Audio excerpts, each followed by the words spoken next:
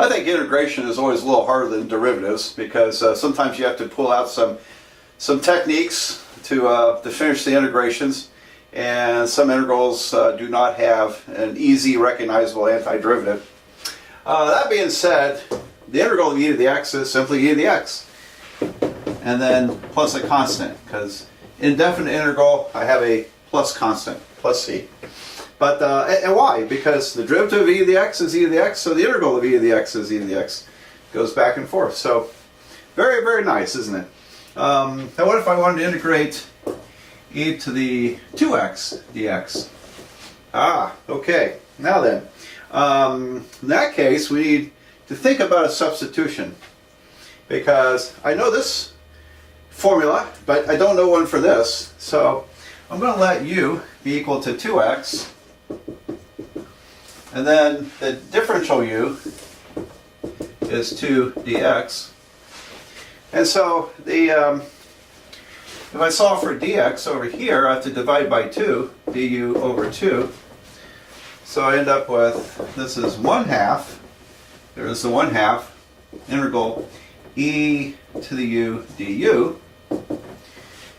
And now I'm back to this form. That's easy. The integral is e to the u, but also times the 1/2. So 1/2 e to the u. And then always go back to the original variable, and especially with indefinite integrals. So this will be 1/2 e to the 2x, and then plus a constant. Plus a constant. So now I got to tell you, I don't go to all this trouble. Okay, when I have just a constant times x, e to the constant times x. When I integrate, I just write e to the 2x. And I think kind of backwards. Well, if I took this derivative, the chain rule gives me a times 2, so I need to do the reverse. I need to divide by 2. In other words, if you took this derivative, we'd have e to the 2x times 2, chain rule step, 2 over 2 cancels. And so I get e to the 2x. And then, of course, the derivative of the constant is plus c. So let me do another one of those, and you'll get a feel for the pattern here if you're careful about it. You can learn this pattern pretty quick. So if I had e to the integrate e to the minus 3x dx, that's going to be e to the negative e to the minus 3x over 3. I'm sorry. Over 3, not negative 3, plus a constant. Alright, so I rewrote my function, and I divided by this derivative, which is minus 1/3. Okay, so I get negative e to the function over 3, plus a constant. Alright, so it's, and you can check it. If you take this derivative, you'll end up recopying e to the minus 3x, and then this derivative is going to be negative 3 times the negative is positive 3, the 3's cancel. It's a nice pattern. Your other option is to use u equals negative 3x as a substitution. And obviously you're welcome to do that. That's going to work very well. Now don't get caught up in this because too much, because if I'm integrating e to the x squared dx, I can't simply divide by that derivative. Okay. Matter of fact, there is no antiderivative function that we could recognize that would fit this, and so this one actually can't be integrated with some kind of exact function, and so that would not work. However, if I had x here, I could integrate it. So let me tell you where this kind of shows up. Just a little aside here. This integral from e to the negative z squared over 2 dz 1 over the square root of 2 pi from minus infinity to infinity. Isn't that a wild looking function? Okay. So, and there is no antiderivative to this that would be a function we would recognize. However, this integral, and you're like, well, where did the square root of 2 pi come from?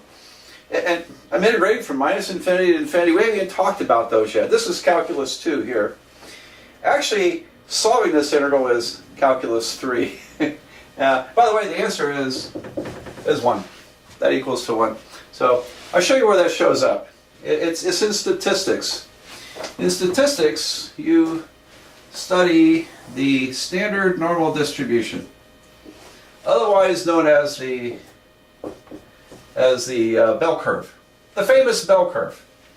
And the area under this curve, from minus infinity to infinity, we want it to equal to 1 because 1 equals 100%, 100%, everything. So the standard normal distribution, bell curve, is this function, and if we were to integrate left to right, it would be equal to exactly 1. So anyway, very interesting function. The nice thing in statistics is that people have already worked out the calculus for finite, or maybe one of these limits in integration is a finite number, or both of them are finite. They've already worked out tables for that numerically, so it's a numerical calculus problem that's solved for you and when you take a statistics class, so you don't have to deal with that all that calculus. Okay, let's see. Now I was going to do another one here, so bear with me. And if the video gets a little choppy here, is because I'm about out of time on my little chip, so I'll have to kind of go back. All right, so if I want to integrate x e to the x dx. Matter of fact, let me just pause this, and I'll come back and finish this integral. When I left off last time, I had this and said I'm going to integrate that next. A little mistake there, I overlooked, because we're not ready to integrate this yet. This would require a technique called integration by parts that you would learn in a Calculus 2 course. But however, if this was x e to the x squared dx, we can integrate it now through substitution, because the derivative of x squared is 2x, which is a multiple of this coefficient. In other words, if I let u equal x squared, I'll get du is 2x dx. Well, I almost have that, don't I? And so let me write it out here. We let u equal to x squared, then du is 2x dx. And so I can either divide both sides by 2 and then replace it, or I can just put a 2 there and a 1/2 there. That will do, because here I've got the du part covered, and I've got the e to the x squared covered. In other words, we can replace all the x's with u's. So this becomes 1/2 integral of e to the u du. There you go. And so now it's back to the fundamental form that we can integrate with. And I integrate this, I get e to the u. So this is 1/2 e to the u. And then go back to the original variable, which is u is x squared, so it's 1/2 e to the x squared plus a constant. So, I mean, it's an indefinite integral, so I'm going to have a plus c at the end. Anyway, so there's that one. And let's integrate another exponential function.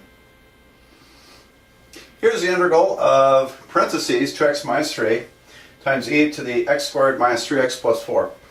So the fact that this derivative appears here makes this easily done through substitution. Now, if this was 2x plus 4, we probably couldn't integrate it. Okay, it doesn't take much to screw up one of these.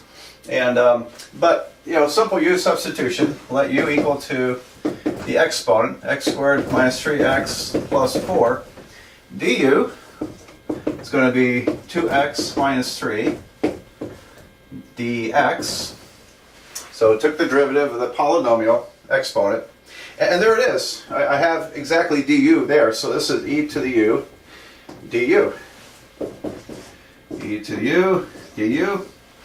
And then, which is e to the u. And go back to the original variable x. We have e to the x squared minus 3x plus 4. And then plus plus our constant. Okay, can't forget that constant. So there you have it.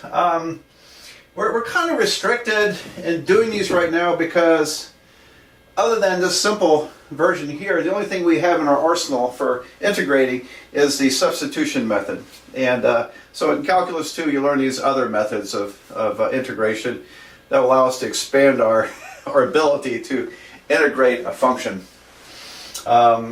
So there you have it. Now let's look at a one that's not e to the x.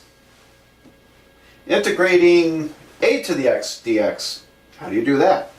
Okay, well, earlier we saw that the derivative of a to the x is a to the x times the natural log of a. There you go. And so the let's see if can we solve that directly? See, I think this is going to end up being a to the x divided by natural log of a plus a constant. Because if I work backwards and take this derivative, that derivative will be a to the x times natural log of a. And then I need the denominator to cancel that in order to get to a to the x. So I could reason it this way, that this integral or antiderivative is a to the x divided by the natural log of the base. So that would be that. So for example, if we wanted to integrate 2 to the x dx, we should get the 2 to the x divided by the natural log of 2 plus a constant, since it's an indefinite integral. So I think all the ones I've done lately are indefinite integrals without limits of integration. But there it is. Okay, well, unless I can think of something else to tell you about this, I think we're going to move on to the logarithm functions.